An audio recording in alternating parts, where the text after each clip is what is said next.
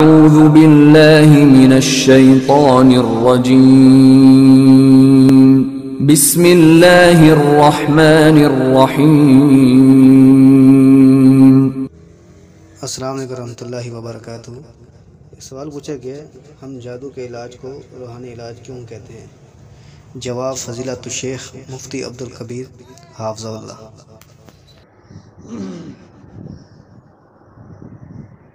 مجھے نہیں پتا یہ کوئی بہن ہے یا کوئی بھائی ہے جو سوال کر رہے ہیں، اور سوال ٹھیک ہے۔ ہم روحانی علاج جادو کو صرف نہیں بولتے، بلکہ نظر ہو، آسیب ہو اور جادو ہو، تینوں کو روحانی علاج کہتے ہیں۔ اور ایک کسی چیز کو کسی چیز کا نام رکھنے کے لیے ان کے آپس میں کوئی ادنا اور کوئی معمولی سی مناسبت کی ضرورت ہوتی ہے۔ لہٰذا اس کی وجہ یہ ہے کہ بچوں کو لگنے والے جنات میں سے، بچوں کو چھیڑ چھاڑ کرنے والے، نظر کی وجہ سے یا کسی وجہ سے بچوں کو چھیڑنے والے جنات میں سے ایک جن کا نام روح ہے، اور جس کو عرب لوگ روح کہتے ہیں۔ پتہ نہیں کیوں کہتے ہیں، وہ زبان والے ہیں، ان کی زبان کے اعتبار سے ہی ان کو پتہ ہوگا کہ اس کو روح کیوں کہتے ہیں۔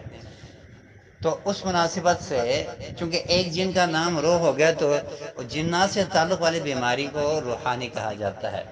جیسے قرآن پاک کے کئی سورتوں کا نام کسی نبی کا نام ہے، کیونکہ وہاں پہ نبی کا ذکر ہے، اور کہیں کوئی جیسے چونٹی ہے نمل کہا گیا تو سورت کا نام ہی نمل رکھا گیا۔ یوسف علیہ السلام کا ذکر ہے قرآن پاک کے اندر، تو اس سورت کے اندر یوسف علیہ السلام کا پورا واقعہ ذکر ہے تو سورہ یوسف کہا گیا۔ اسی طرح سورہ بقرہ دیکھو، سورہ بقرہ کے اندر بقرے کا ذکر ہے، یعنی ایک گائے کے قصے کا ذکر ہے جو بنی اسرائیل کو ذبح کرنے کے لیے کہا گیا تھا، تو وہ اللہ تعالیٰ سے کام لے رہے تھے، تو اس واقعے کے ذکر کی وجہ سے سورت کو سورہ بقرہ کہا گیا۔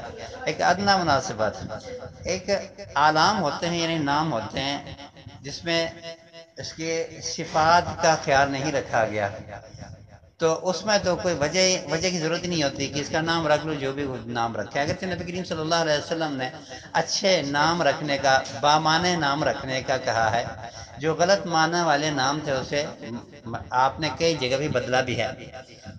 اور کچھ صفاتی نام ہوتے ہیں یعنی کہ جس کے اندر کہ خوبی اور خرابی کا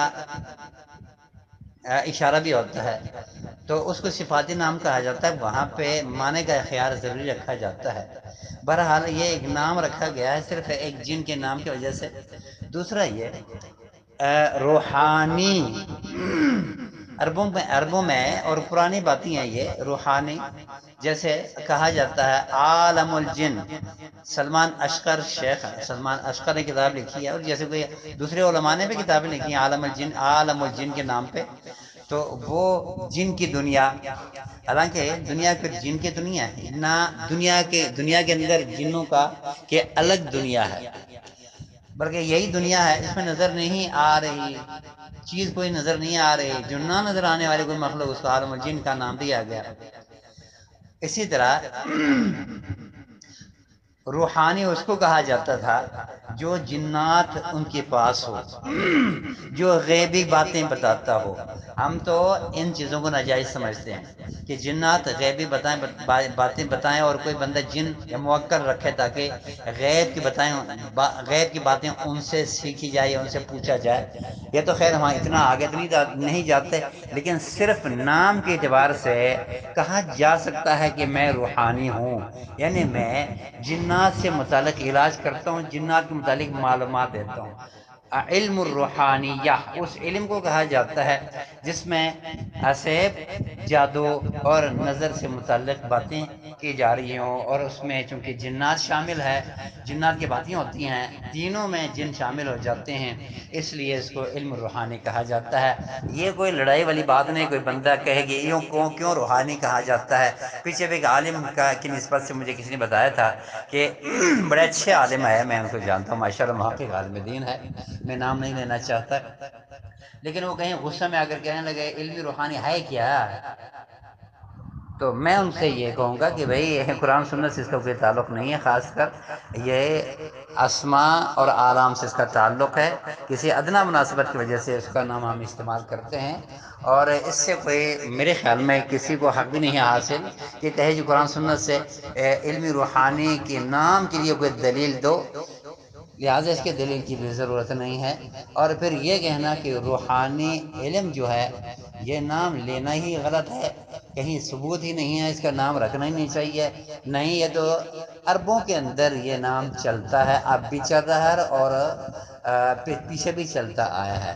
لہٰذا میں سمجھتا ہوں کہ ایک جن کے نام کی وجہ سے، ایک ادنا مناسبت کی وجہ سے یہ نام رکھا گیا ہے۔